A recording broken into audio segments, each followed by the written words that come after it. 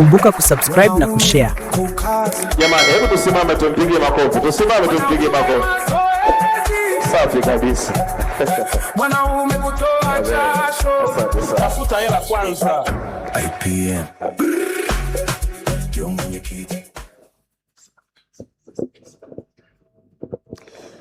Wakati mtumishi anarudi kukaa, tumpeleke kwa makofi mengi sana. Yes sir. Mwanaume mashine. Mwanaume Kwa idhaa ya mwenyekiti wetu wa wanaume nchini, naomba tukae. Yes sir. IPM tumuite ndo mwanaume wa taifa. Yes sir. Kwa sababu bila yeye wanaume leo tusingekuepo hapa. Ni jambo kubwa sana na la kihistoria ambalo limefanyika nchini kwetu. Mheshimiwa, hivi prophet ni nabii? Yes. Mheshimiwa nabii IPM, kakangu mpendwa sana na mtumishi, nitambue meza kuu, wageni waalikwa wote mlioko hapa, kwa heshima kubwa na kwa moyo unyenyekevu nikushukuru sana nabii IPM.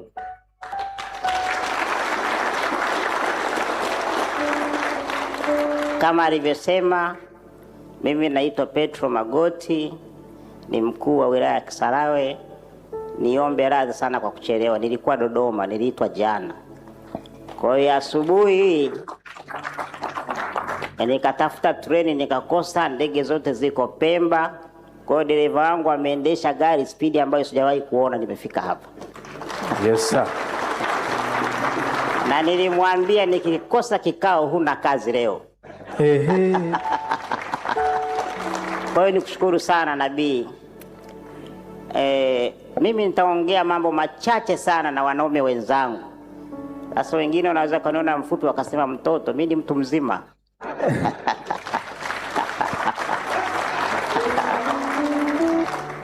Kwa nini? Miongoni mwa mambo ambayo nabii IPM amesababisha kutukushanisha sisi hapa ni kwa nini? Kwa sababu wanaume baadhi yetu wameonekana ni wanyonge. Katika dunia kuna mamlaka kuu tatu. Mamlaka ya kwanza ni ya Mungu kwa wale wanaoamini katika Ukristo na Uislamu. Mamlaka ya pili ni mamlaka ya kiserikali ambako nchi zote duniani zinaongozwa na marais. Mamlaka ya tatu ni family, ambayo mkuu wa family ni nani? Ni baba. Leo nabii anatuambia mwanaume, ambayo ndo wewe. Kwa nini mmevaa suti? Mmevaa suti ni kwa sababu sehemu ya kuonyesha ninyi ni mamlaka kuu katika family. Mamlaka haiwezi kuwa mnyonge. Unakuta mwanaume unakorofishwa nyumbani, unaenda baa, unakunywa pombe, unabaki kusema mimi ananifanyia mama yani. Mamlaka hailalamiki. Unashusha brandi ya mwanaume.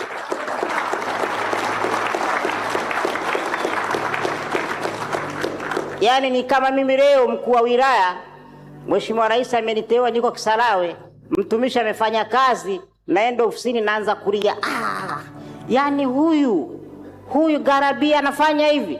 Hufai kuwa DC, utakiwa utolewe tukuchape rock up.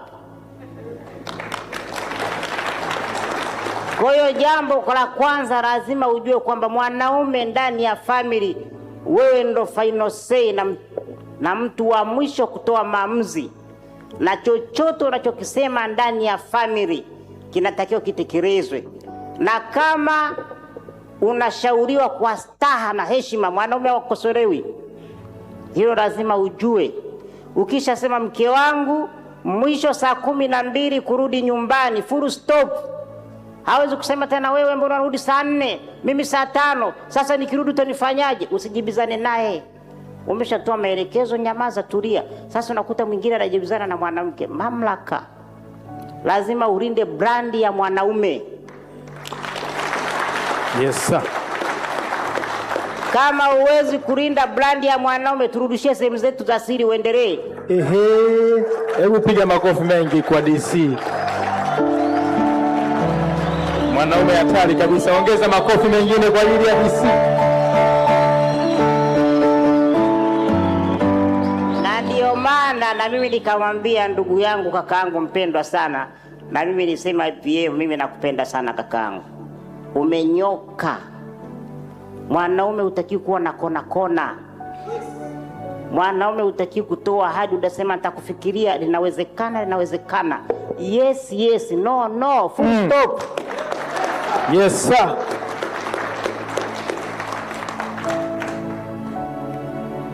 Juzi wakati kakaangu IPM nimeposti, jamaa mmoja alinitafuta akasema, bwana, mimi naomba unishauri, nimeoa, mimi nina miezi 6 mke wangu hajawahi kunipikia. Napikiwa na mke na beki 3. Nikamwambia, wewe huna tofauti na mtu ambaye anakula gengeni ambaye hajaoa. Kama umeoa bado mkeo wewe unapikiwa na beki 3, kuna haja gani ya kuoa? Mpandishe beki 3 awe bibi mdogo.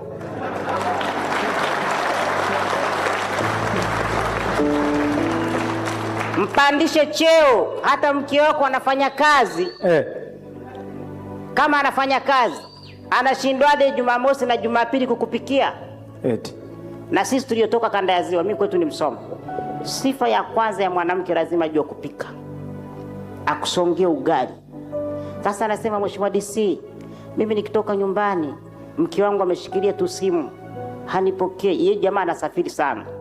Unafanya ile kama mlete mkeo, na kesho nakutana naye saa 3 asubuhi ofisini kwangu. Akasema njoo naye. Na kama asipoweza, tafuta beki 3 mzuri kuliko yeye, anayejua kupika. Muone kama anaweza kukuhudumia. Kama sasa hivi unafanya kazi unanyanyasika, ukija kustaafu utapata kisukari, utaumia zaidi. Ndio nakwambia, I'm telling the truth. Kama wewe umeoa, una mke wako hakutendei mambo yanayostahili, ukistaafu utakufa na kisukari na pressure. Kwa sababu yani treatment yako kwako itakuwa ni mbaya zaidi. Sisemi hivi mkafukuze wanawake, la, usinyanyasike, wewe ni mamlaka. Na ndio maana unaona mamlaka ikiwa inatembea, sheha akifika na watu, IPM ana wasaidizi, DC unatakiwa tukurinde. Wewe ndio mwenyekiti wetu wa wanaume, hataki upate shida, upate msongo wa mawazo. Wewe ni sehemu ya mamlaka kwenye family. Ndio maana unaona pale unaandaliwa chakula, unapakuliwa baba. Kwa sababu gani? Wanajua nyuma wanakutegemea. Sasa wewe leo ukianza kulalamika mwanaume, kama una vidonda sehemu za siri, hakuna family.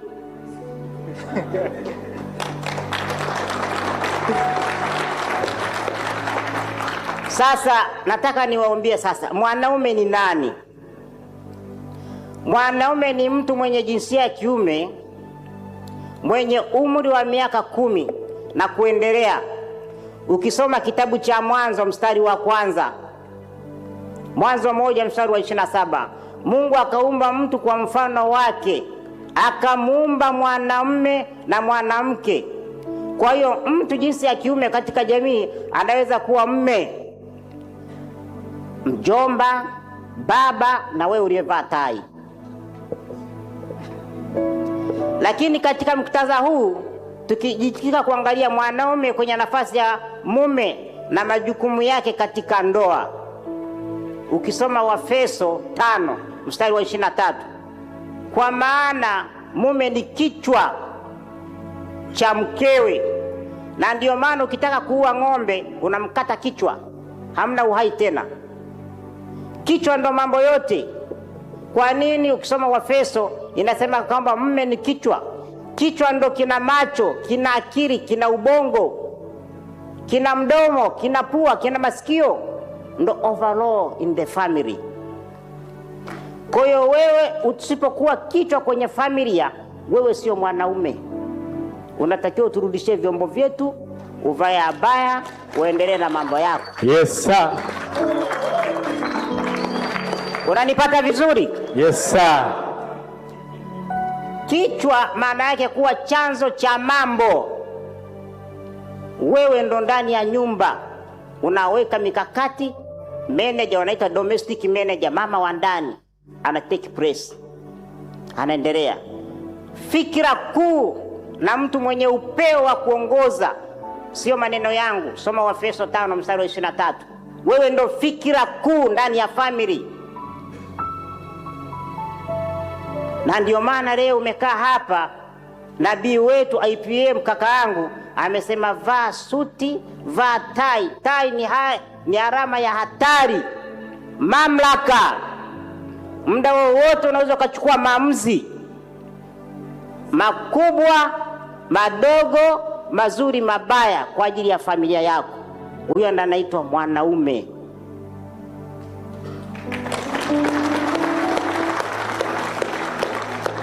Mimi naamini baada ya kikao hiki hatutosikia tena kwenye taifa letu na wageni wetu kutoka nje za mbali, hasa sisi wawakilishi, usilalamike, usiumie kwa ajili ya mtu uliyekutana naye vitovu vimekauka. Yes sir. Na ukikuta mwanaume ambaye analalamikia, wewe jiulize, mke ulionaye ulitongozewa au ulitongoza mwenyewe? Kwa nini umpende mtu, umlete nyumbani, atumie pesa yako, umlipie ruku, ulipie umeme, umvarishe, alafu akutreat vibaya?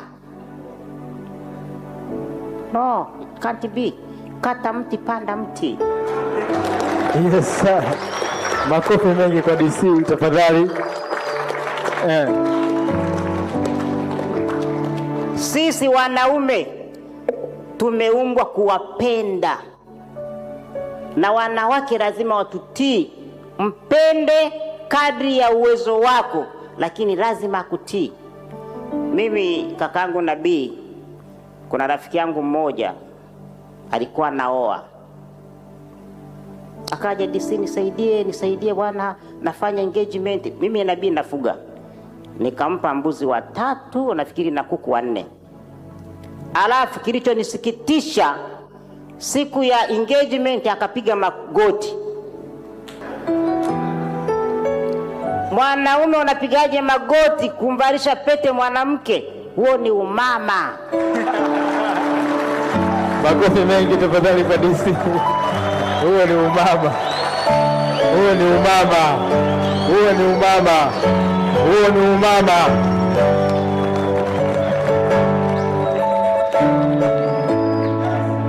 Yes sir. Mamangu mwanamke nilimwambia nakupa siku 3 rudisha mbuzi zangu. Na harusi yake sikwenda, na ningekuwa nafanya TANESCO ningemkatia umeme.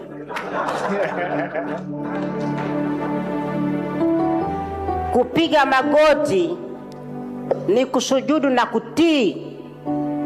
Umeelewa? Na ndio maana kanisani tunamtii Mwenyezi Mungu. Hakuna mila ya Kiafrika wala sheria yoyote inasema wanaume piga magoti. Ni udhaifu, weakness kubwa. Na kama ulifanya hivyo, baada ya kaombe, katubu, kasema Mungu nisamee, mapenzi yasikufanye ukashusha brandi ya wanaume nchini. Tunaelewana? Mwanamke ndo anatakiwa kupigia magoti, akushukuru. Magoti, na kushukuru sana kwa kunichagua, kunichukua mimi kuwa sehemu ya familia yenu na kunipenda. Mungu akubariki. Unapiga magoti tena, napiga yote mawili namna hii. Sasa mwanaume wewe unapiga magoti, utapumuliwa nyuma. Makofi mengi sana kwa DC.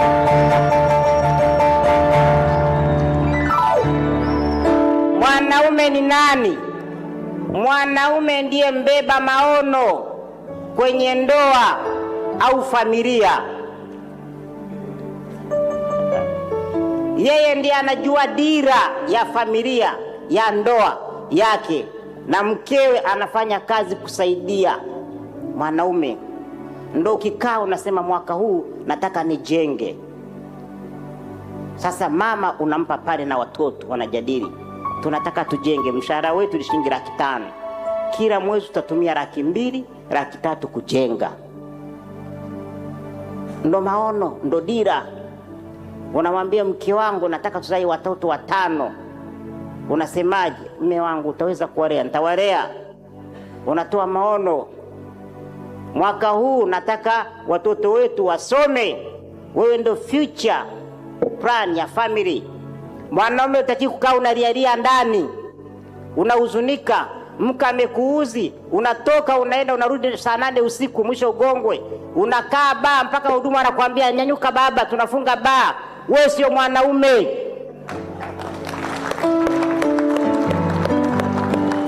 Mwanaume unakimbiaje nyumba yako, unailipa kodi, unalipa umeme? Kaa na mkeo, mwambie wewe ni mke wangu, nataka 1, 2, 3, 4 full stop. Anakwambia mume wangu nimepokea, lakini ikikupendeza na ukiona unafaa, naomba nikushauri mambo yafuatayo. Kwa unyenyekevu, kwa utiifu. Tena mko chumbani, sio mbele ya watoto anakufokea. Mwanaume afokewi. Uwezi ukafokea mamlaka. Mamlaka inashauriwa. Tumeelewana? Yes sir. Na ndio maana unaona pale bungeni mbunge anayevuruga pale, Mheshimiwa Spika anasema toa nje huyo. Ndo mamlaka, ndo wewe. Tumeelewana? Yes sir. Lazima ujue nafasi yako. Lakini mwanaume ni yule ambaye anatimiza majukumu yake kwenye family. Hakikisha watoto wako wanakula vizuri, mkeo anavaa vizuri, anapendeza. Lakini ukiona mwanamke hakuheshimu na kila mwezi unatoa 5 milioni, punguza matumizi. Na usimwache ghafla, utaumia. Mshauri. Ukiona amefikia kiwango, unaona sasa mimi hapa. Na mara nyingi mwanaume mwenye hekima na busara, usiombe ushauri kuhusu mkeo.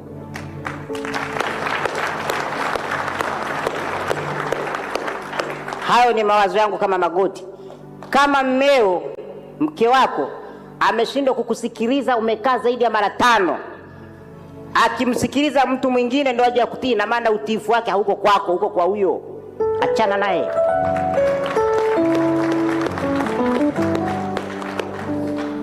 That is my life. Yani mkeo asipokusikiliza na kukutii mpaka mkaita vikao, hiyo sio ndoa. Hivyo ni vikao vya labda mnataka kufanya stand off, Garabia aje kwa MC. Mwanaume mtiifu ni yule ambaye anamsikiliza mume wake na kufanyia mambo. Lakini kitu kingine ambao mjaoa, kabla hujaoa, chukua mambo yafuatayo. Muone mchumba wako nyumbani kwao nani mwenye sauti. Ukikuta mama mkwe wako ndo final say, usioe kwenye familia.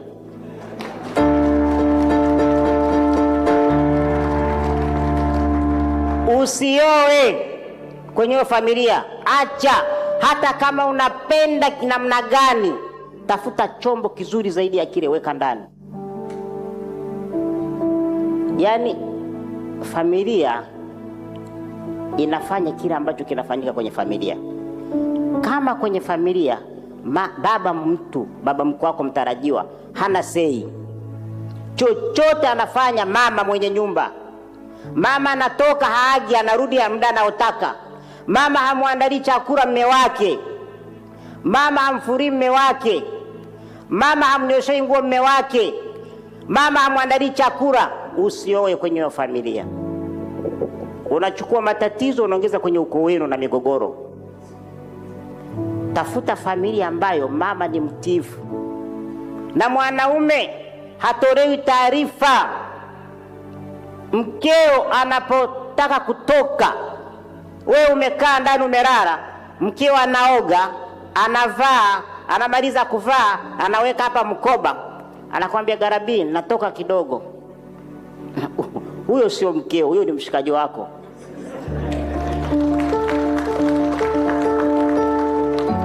Mwanamume mwenye akili na busara mfupi kama mimi simjibu wala sisemi chochote kuhusu yeye. Amekudharau, dharau kubwa sana. Mwanamke mwenye upendo na mtiifu alielelewa. Kama na safari kesho, leo anakwambia mume wangu, samahani, kesho kuna kikao Mlimani City, kinaanza saa 4 kinaisha saa 8. Ikikupendeza naomba uniruhusu niende, kuna mambo ya kina mama, kuna fursa. Mwanamume mwingine anaweza nikakiti kama sijasikia na nyamazia. Na mwanamke mwenye busara mwanamke wapi atakwambia, ina maana hujanisikia, nitaenda sasa, tuone utanifanyaje. Unajua hapa sina mke, nina mke na mimi mwenzangu. Tofauti ni mavazi na jinsia. Mwanamume mwingine ananyamaza. Mnalala asubuhi, unasikia kile kao saa 4 saa 2, jiandae uende. Asa mume wangu asante. Mimi siku hizi kakaangu Nabii siangalii ile michezo ile ya kina Zembwela ile. Siangalii kwa sababu huwa na TV.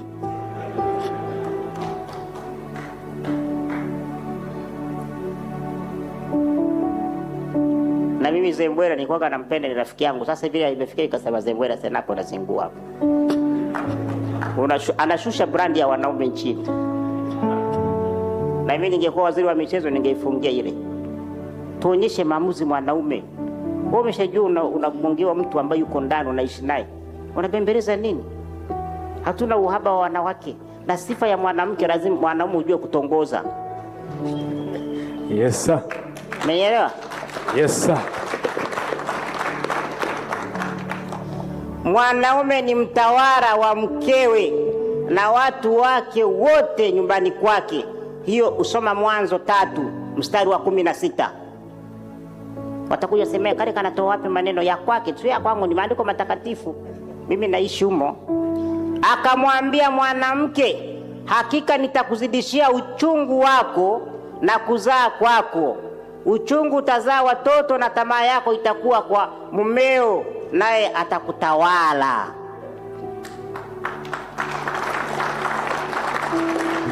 Mnanielewa nilichokuwa nasema? Mamlaka. Wewe ndio overall pale. Wewe uko kazini, hujui chochote, unafika nyumbani, unakuta ndani kuna mkutano wa vikoba. Sebure yote imejaa pale, wanajadiliana. Taarabu iko pale inapigwa. Sasa wewe unafika nyumbani, mama vipi tena? Walikuja kikundi chetu kinaitwa Upendo Umoja ni Mshikamano. Sebure yote pale ndani. Huna taarifa. Hujaoa. Bado mkeo hajui mamlaka yako. Kwa maana ya kuwa mume ana uwezo juu ya mkewe, si kwa ubaya, bali kama kiongozi jasiri mwongoza njia. Mwanzo 3 mstari wa 16. Biblia hiyo ina maandiko matakatifu. Lakini ukienda Timotheo 3 mstari wa 4 hadi wa 5, awe mtu anaitawala nyumba yake vema, mwenye wanaomtii kwa adabu yote. Timotheo hiyo maandiko matakatifu ya Biblia. Uwe Mkristo, uwe Muislamu, uwe mpagani, ili mradi ni mwanaume. Na kuitwa mwanaume sio uwe mbabe. Ukifika watoto wote wanakimbia ndani. Hapana. Penda familia yako, jivunie. Hii kile ndicho kizazi chako ulichokianzisha wewe. Lazima wajue misingi yake. Na mama asipokuwa na nidhamu kwenye familia, ndio nasikia mtoto amebaka, amelawitiwa, amevuta bangi, anakunywa shisha. Mama akiwa na nidhamu ya kumheshimu baba, wale watoto wote wanadapti.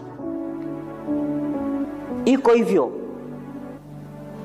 Kama mama haagi, watoto wa kike pale utaona wanaenda kwa narara. Nimelala leo kwa Amina, nilienda kwa Wanita. Lakini mama akiwa na utiifu, anaonyesha mapenzi, baba naye anampenda, anamtii, familia itakuwa hivyo hivyo kizazi. Unajua sisi ambao tumetoka mimi kwetu tumezaliwa 13. Mimi ni wa 9.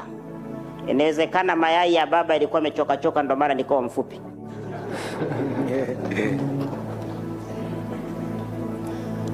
Na kati ya 13 wanawake ni 3, wanaume 10. Kwa hiyo mimi nina mashemeji wengi kuliko mtu yoyote hapa nchini.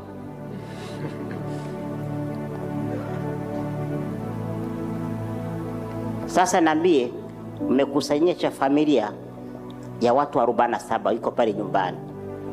Alafu sasa mkakuta kila baba anaishi maisha yake. Kutakuwa na familia yao. Tuseme watu 47 wazae watoto wawili wanaenda mtaani. Neno samahani alipo. Kila mtu mwenye ngumi kichwa, yani kila mtu kivyake. Kwa hiyo hapo ndo babu natakiwa usimame wewe imara. Uonyeshe mamlaka yako, uonyeshe wanaume.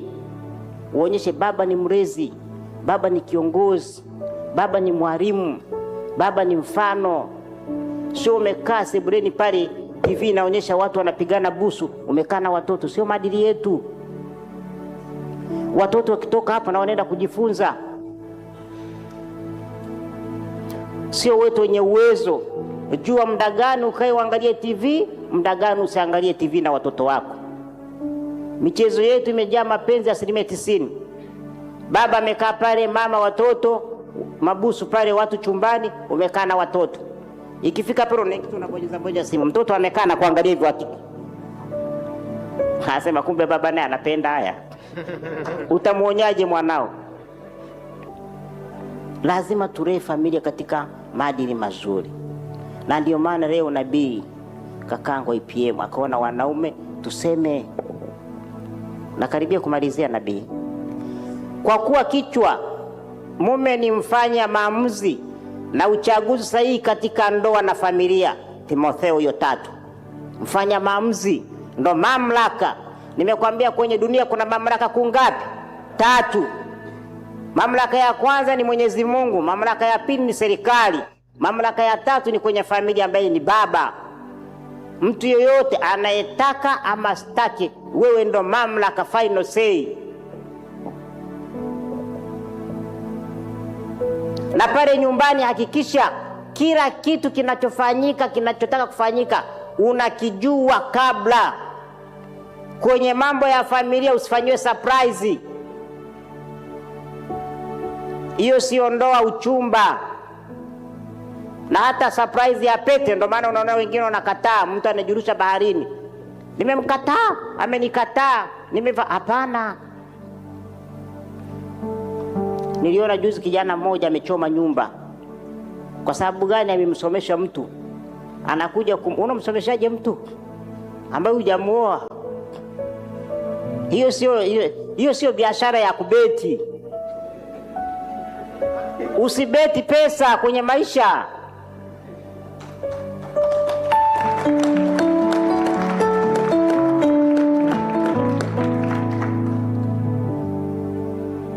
Usibeti. Umemsomesha mtu, umemjengea kwao, vyote umeingia hasara.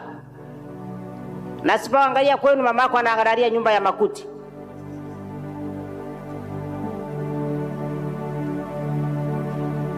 Kama unataka kumsomesha mwanamke, hii ni siri yangu. Oa, weka ndani, mzalishe, alafu msomeshe.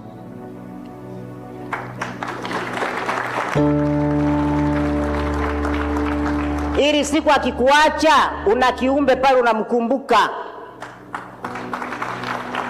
Unalia na mwanao. Kwenye maisha usimwamini mtu yeyote. Sisi kwenye serikali, don't trust anyone. Mtilie mashaka kila mtu, unakuwa safe zaidi. Hiyo ni formula ya maisha. Usimwamini mtu yeyote kwenye maisha yako. Yeyote. Don't trust anyone. Anyone. Ukimwamini mtu unajisahau, unakuwa ruzi, unakuwa taki. Hata usiku kirara, hakikisha kwamba suruali na viatu viko karibu.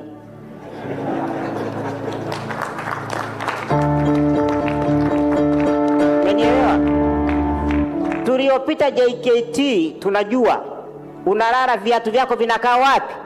Pembeni ya kitanda, na nguo na suruali umeshainyosha, ni kitendo cha kuchukua vap viatu pap, ndio wanavyolala wanajeshi.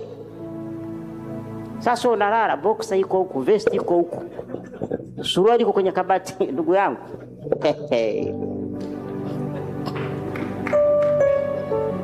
kuisha habari yako. Usirare kama mama mcheza, wale wanachezaga wanavaga abaya wanaenda kwenye ngoma kule. Sisi Kisarawe ndio tunajua wale. Lala kama mwanaume. Muda wote ni mapambano. Na ndio maana unaonaga kakaangu wa IP anacheza kumfu, ni amejuka vizuri. Maisha ni mapambano. Mimi nimecheza taekwondo mwaka 2003. Yes sir. Naweza nikasema, watu wakasema ni uongo. Ulizeni waliosoma Sakafa Mwanza. Mwalimu mkuu wetu alikuwa anaitwa Mr. Kimei. Alikuwa na mkanda mweusi. Mimi ndo maana unaona mguu natembea huko hivi kama nakata nyasi. Mimi nimecheza taekwondo, ukija vibaya na kuweka vizuri.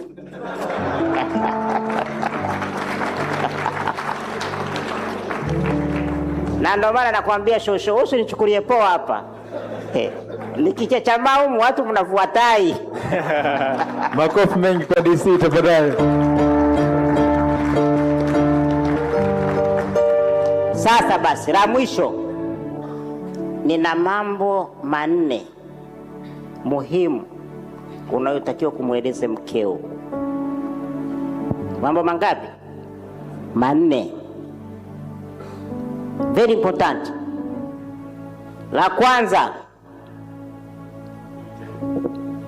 mweleze mke wangu, kwa wale mlioa, kama ukufanya hivyo jaribu sasa kurekebisha, na kama hujaoa mwambie. La kwanza, ninapokuwa ninatoa maelekezo, kaa kimya. Unanielewa? Yes sir. Hapo mamlaka inaongea kutoa maelekezo ya family na mwenendo wa family. Kwani sheha anapohutubia hapa wanaumini wanatakiwa muongee?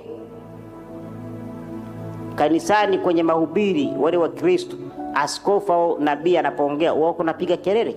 Sio, mnasikiliza? Na ndio maana unaona mimi mliokaa mbele hapa naongea, mnaandika. Mamlaka inaongea kwa kupitia nabii.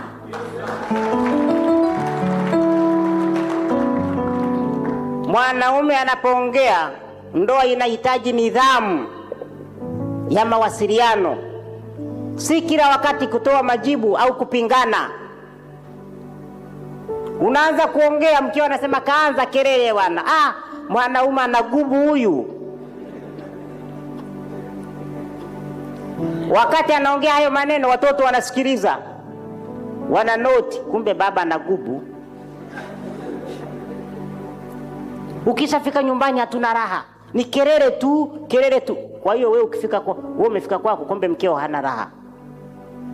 Sasa kama si una raha, nani anatakiwa mpishe mwenzie? Mnanielewa? Na ukitaka ujue tabia ya mkeo, akujibu akiwa na hasira. Kila anachokitamka ndo kiko moyoni.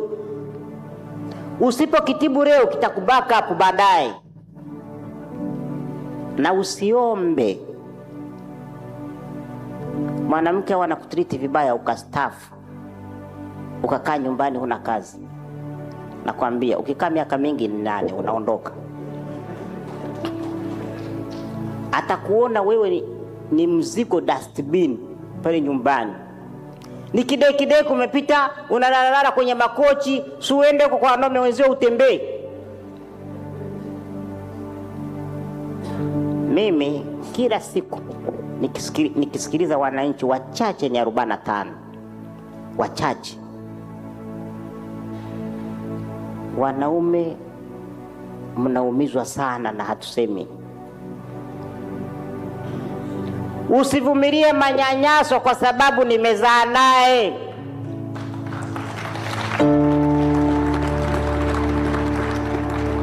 Watoto hawa tumezaa watabaki na nani? Hivi wewe unajua maana ya uhai? Usivumilie manyanyaso kwa sababu tumezaa naye. Maisha ni furaha na amani, na tunaisha maisha miaka michache. Kwa maandiko matakatifu mwanadamu anatakiwa kuishi maisha miaka 72 mpaka 76. Maandiko. Ukikuta mtu ana miaka 80, hiyo ni huruma yake Mwenyezi Mungu, na wewe uliishi vizuri na Mungu anapendezwa na wewe, ndo maana bado upo. Kuyorinda sana brandi yako ya maisha. Ndiyo maana nimesema wewe ni mamlaka. Serikali haivumilii mtu muovu. Ndio maana unasikia leo rais katumbua mtu, kapigwa chini, papa nimetenguliwa. Hatuna uhaba wa watumishi na hatuna uhaba wa wanawake. Na ukitaka ujue hii nchi na warembo, wewe nenda pale Mlimani City ni 50 kunywa kahawa pale. Unaweza kusema kwa nini nimeoa? Yes sir.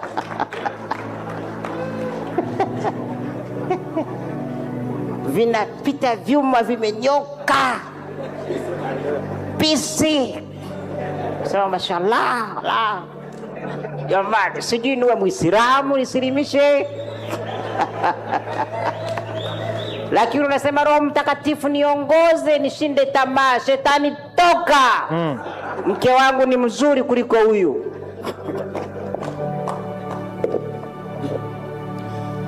Kupoteza sehemu ya uhuru wako. Mwambie mke wangu, tokea nimekuoa, uhuru wako wote, sehemu ya maisha unayaacha. Kwa mfano mimi ni DJ. Napenda sana uDJ. Nikaambia wewe ni mkuu wa wilaya, mambo ya muziki acha. Unashusha brandi uteuzi wa rais. Nilivyopeleka Yanga Algeria, nilikuja na music system.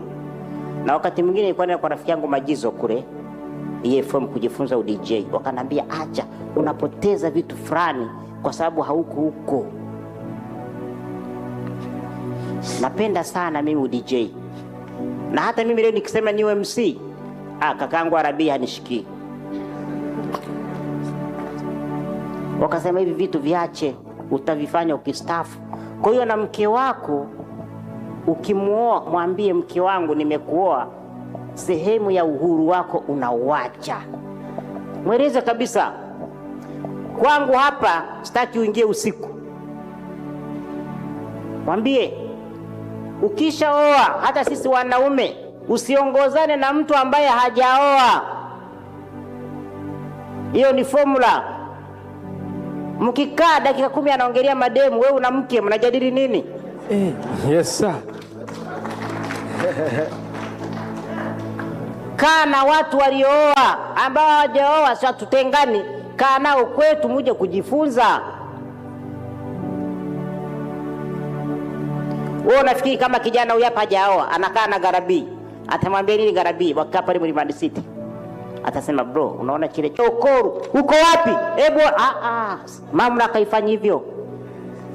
Unashusha brandi ya mwanaume. Tumeelewana? Yes sir. Hiyo ndio kwa mwanaume, sio udhalilishaji, bali ni namna ya kushirikiana. Mwambie mke wangu, mchumba wangu, unapotoka lazima usikubali kupewa taarifa. Usikubali mwanamke anatoka kwa kukuaga. Kosa. Na ndio maana watumishi, hata pale nabii kakaangu IP akitoka na yeye na wakubwa wake, kiongozi, natoka naomba hata mimi kuja hapa Dar es Salaam, akampigia mkuu wa mkoa wa Dar es Salaam, haturuhusiwi kwenda kwingine. Na nilipo hapa mkuu wa Ubungo anajua kwenye wilaya yangu bila utarajombo, ili tujue na wala uwezi kuomba ruhusa kwa ghafla. Mkeo kaoga, kavaa, kapendeza, mme wangu natoka kidogo. Natoka kidogo wapi? Hakuna kutoka kidogo. Ni mke wa mtu, unaenda wapi? Mume wangu naomba ruhusa, kesho naenda. Mkeo leo akivaa naoga anasema natoka, usimjibu.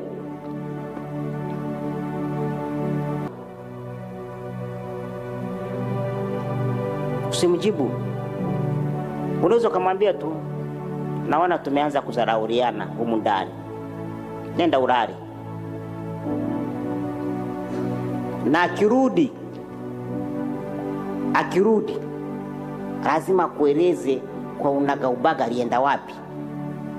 Wakati mwingine unatoa punishment kidogo, mpakie, mpeleka kwao, mwambie mzee nimemleta akae kwa muda, usipeleke matumizi.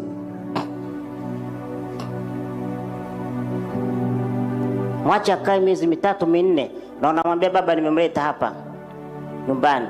Akivuka wilaya lazima nijulishe. Ndo mamlaka. Sasa mwanaume unabaki unalia, mimi mwanamke nabii, mimi hata nifanyeje? Niweke kwenye maombi? Maombi gani kwenye mamlaka? Umwombee mke wako? Yaani tukuombee uhai na tukuombee mke ambaye anakudharau? Dharau inaombewa? Dharau inawajibishwa? Baba mwekee mkono huyu, labda shetani anamsumbua. Shetani wa wapi? Malezi mabovu, mnyoshe. Akikataa piga chini, lete chombo na usiwe haraka haraka.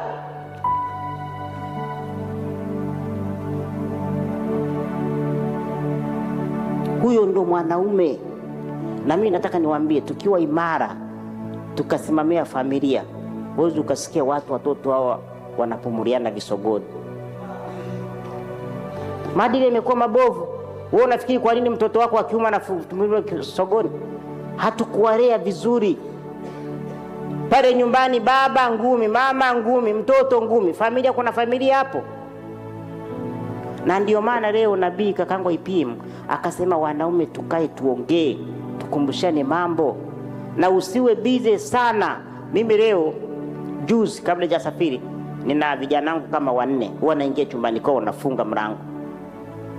Namwambia leo nani wa mwisho kuamka? Cray, wewe ndo wa mwisho kuamka. Kwa nini hujatandika? Hayatandika kitanda. Wa mwisho kuamka ndo anatandika kitanda.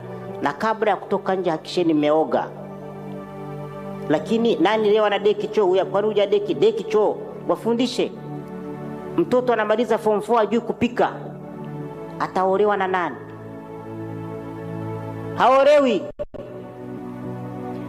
Mwanao atapigwa tu, anaachwa. Ndio nakwambia mimi nimejua kupika darasa la 2 na nimelelewa jimboni miaka 17. Nilikuwa naishi na mapadri. Mapadri wanapika sana. Mimi ninapika chakula chochote kasoro utumbo na cabbage. Siragi hivyo vyakula mpaka nakufa. Mfundishe mwanao, hata wewe siku moja nyumbani, ingia jikoni, pika, songa, muonyeshe, mwambie mke wangu leo kaa. Usiwe busy hadi familia yako unaisahau. Usiwe mpende mkeo mwenye nidhamu, anayekutii. Na hata kwenye kazi, ukiona mtumishi ambaye ni mtifu na pendwa,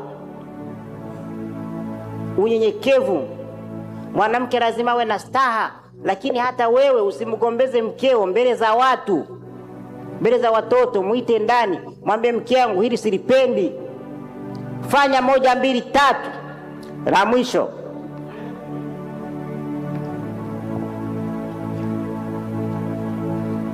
mwambie mke wangu au mchumba, nimekuoa au nitakapokuoa, kumilikiwa, unamiliki yeye na vitu vyake vyote alivyo navyo.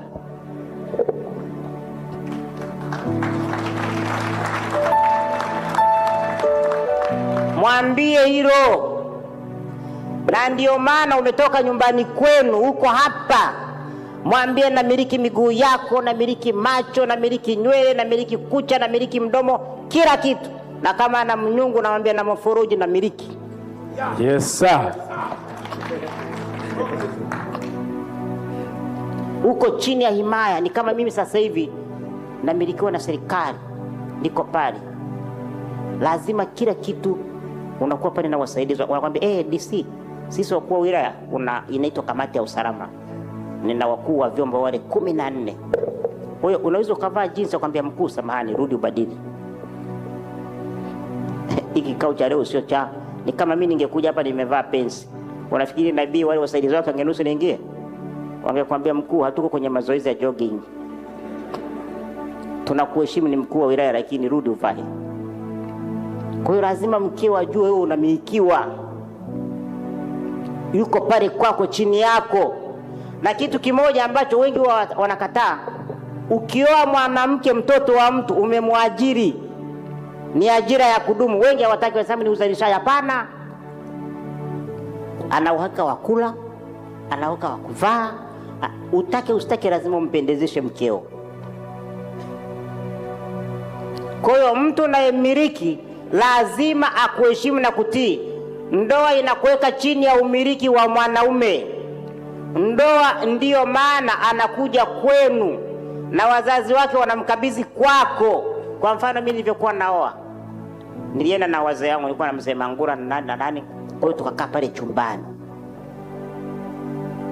Shangazi mtu anakuja, ananiambia unamchukua, anamwambia mke wangu anaitwa Joyce, unaondoka, huruhusi kuja hapa. Kama unataka kuja, baba yako amuombe mume wako kibali ndo uje hapa. Kitanda chako kwanza leo tunakiondoa.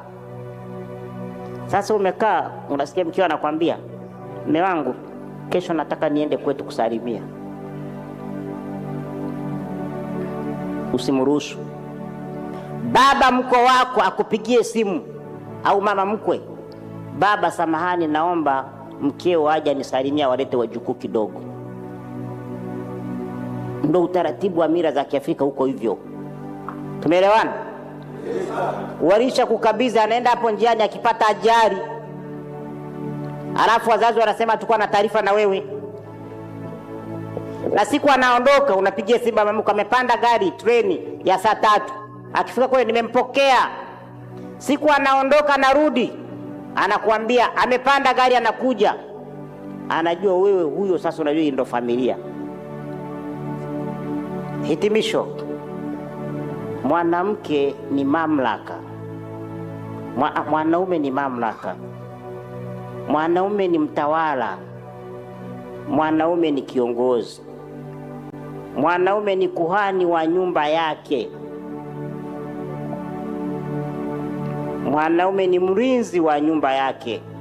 Mwanaume ni kichwa na mwanamume ni mamlaka. Mwisho wa presentation yangu. Amen.